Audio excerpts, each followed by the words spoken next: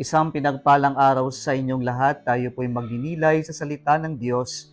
Ang pinagmumulan ng awa at tawa ng ating buhay, ang salitawa. We are now in the 24th Sunday in Ordinary Time. Our readings this Sunday focus on the theme of discipleship. Let us ask the question, how can we know that we are true disciples of the Lord?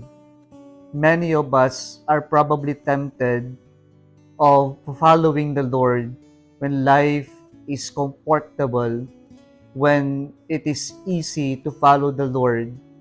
But when our process become heavy, many of us would tend to leave our faith, to leave the Lord, and just look for something else to hold on to. Sino nga ba ang tunay na disipulo ng Panginoon? O kaya naman, paano natin uunawain ang pagsunod natin sa Panginoon? Mga kapatid, una po nating punto, discipleship begins in knowing the Lord. And this knowing of the Lord is not simply based on what we read, what we heard, but it is a knowing that is based on a personal relationship with the Lord. It is personal because we have encountered the Lord in our life. And so, knowing the Lord in this stage would lead us into loving the Lord. Kaya po, kapag kilala natin ang Diyos, ay idadala tayo na mahalin ang Diyos. My dear friends, the devil knows the Lord. We remember the story of a possessed man, and when Jesus approached this possessed man, the devil said, "We know you, you are the Son of the living God." And so, our following of the Lord is not simply based in knowing the Lord, but we must lead ourselves to loving the Lord.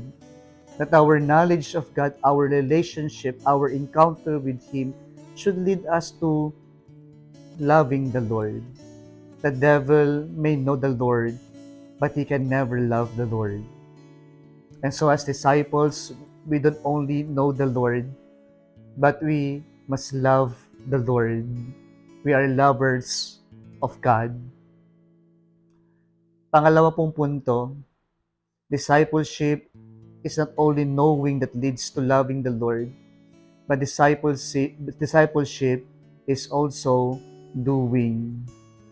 And this is the point of St. James in our second reading today. Faith without doing is meaningless, is dead.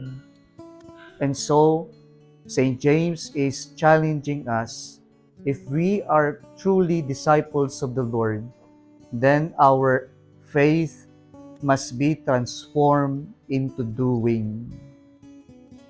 Yung ginagawa natin kung ano ang turo ng Diyos, maski na minsan o kadalasan mahirap itong isabuhay o gawin.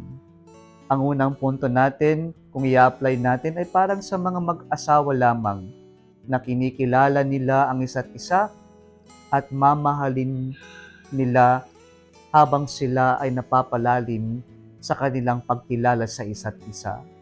Sa ikalawang punto natin, mga kapatid, dito po ang pagsunod sa Panginoon ay ang paggawa ng ginagawa ng Diyos, that we imitate the doing of God, that we do or obey what the Lord teaches us. Even sometimes it is difficult to practice or to live out the teachings of the Lord.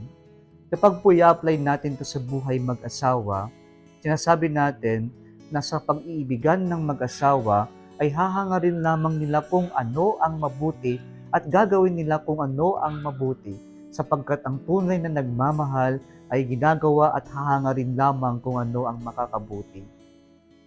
And so, if we apply this also in our spiritual life, then we must have the courage or faith to do what the Lord teaches us or what the Lord commands us to do. Discipleship is doing the work of the Lord or following what the Lord teaches us. Ang huli pong punto natin,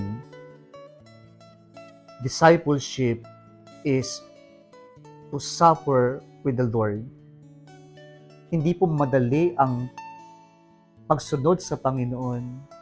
Marami po sa atin ang nag-aakala na sa pagsunod natin sa Panginoon ay tila magiging magaan ang buhay. And dear friends, following the Lord is never a bed of roses. Kaya po minsan, marami sa atin ang nag-aakala na nagdarasal naman tayo, nagsisimba naman tayo, nakikinig naman tayo sa salita ng Diyos, nagbibigay naman tayo ng limos sa buhay. Pero minsan hindi natin maintindihan bakit mas bumibigat ang buhay habang tayo ay sumusunod sa Panginoon. Na kapatid, sa ating pagsunod sa Panginoon, hindi niya sinasabing gagaan ng buhay. Sa pagsunod natin sa Panginoon, hindi niya sinasabi na mawawala ang problema. Sa ating pagsunod sa Panginoon, hindi niya sinasabi na tayo po ay magiging komportable lamang sa buhay natin. Pero paradoxically, my dear friends, the more we follow the Lord, the more our crosses in life become heavy. And so the Lord is telling us, carry your cross.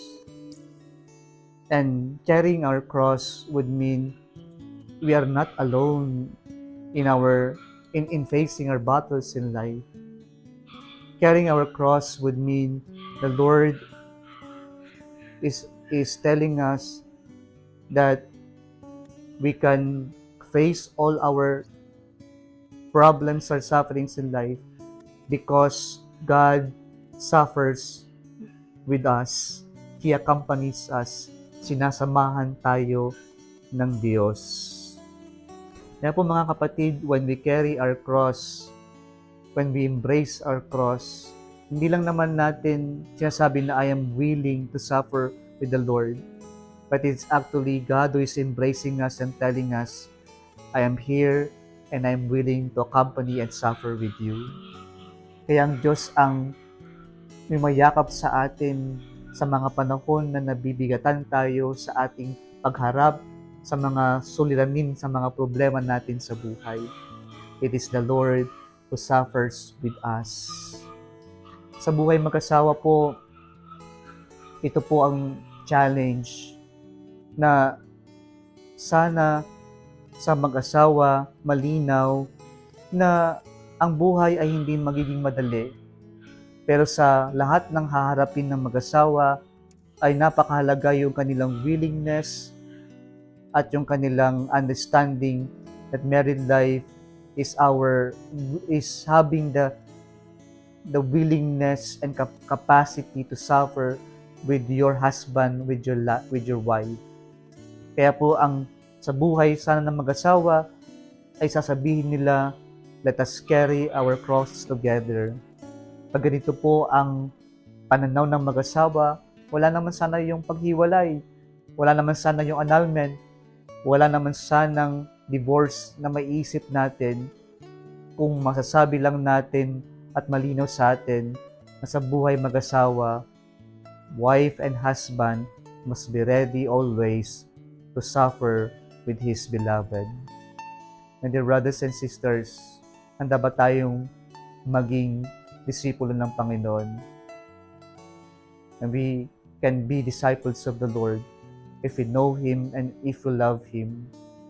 We are disciples of the Lord if we do what He commands us to do, and we are disciples of the Lord if we are ready and willing to suffer with the Lord.